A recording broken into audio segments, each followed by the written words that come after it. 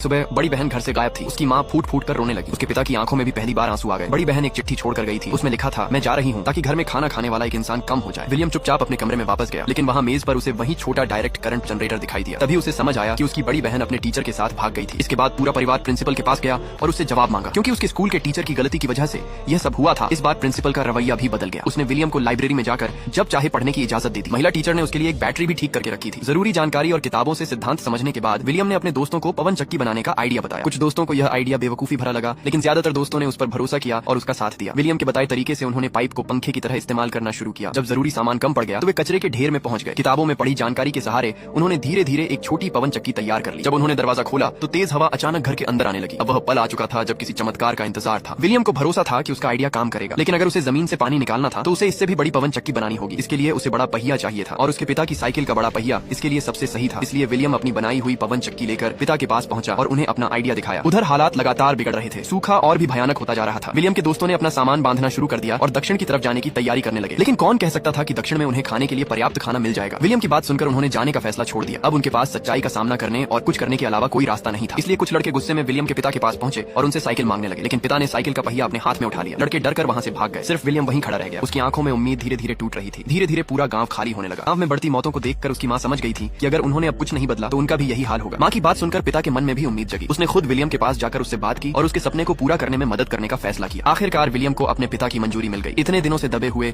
उसके सारे जज्बात बाहर आ गए और वह रो पड़ा। इसके बाद पिता ने गांव के सभी लोगों से मदद करने को कहा। उन्होंने पिता की प्यारी साइकिल को खोलकर उसके जरूरी हिस्से निकाल लिए और लकड़ी से एक मजबूत ढांचा तैयार किया। जब सब कुछ तैयार हो गया तो विलियम ने उस पर पवन चक्की लगाई और आखिरी हिस्सा भी जोड़ दिया। अब पूरा गांव बेसब्री से उस चमत्कार का इंतजार करने लगा। पता नहीं कितनी देर बीत गई। समय गुजरता रहा और हवा पवन चक्की को घुमाती रही। आखिरकार कुएं से साफ पानी की एक धारा निकल पड़ी। पिता ने खुशी से विलियम को अपनी बाहों में उठा लिया। पूरे गांव में खुशी की लहर दौड़ गई और सभी लोग विलियम के लिए तालियां बजाने लगे। इसके बाद सूखी जमीन पर पानी पहुंचने लगा। कुछ ही समय में खेत फिर से हरे होने लगे। पिता ने विलियम से कहा, ज्ञान तुम्हें बहुत दूर तक ले जा सकता है, लेकिन यह पवन चक्की तुम्हें हमेशा अपने घर की याद दिलाएगी। जब भी लोग इसे देखेंगे उन्हें उस लड़के की याद आएगी जिसने कभी एक सपना देखा था। उसी सपने ने पूरे गांव को जीने की उम्मीद दी थी। फिल्म के अंत में कहानी असली जिंदगी से जुड़ जाती है। असल जिंदगी में विलियम को पूरी स्कॉलरशिप मिली और उसने अपनी पढ़ाई जारी रखी। जैसा कि उसके पिता ने आखिर में कहा था, भगवान हवा की तरह है। हो सकता है कि तुम्हारी तरफ आने वाली हर हवा कोई चमत्कार न लाए, लेकिन अगर हम बिना डरे हिम्मत से विश्वास करते रहें तो वही हवा हमें चमत्कार पैदा करने का मौका जरूर दे सकती है।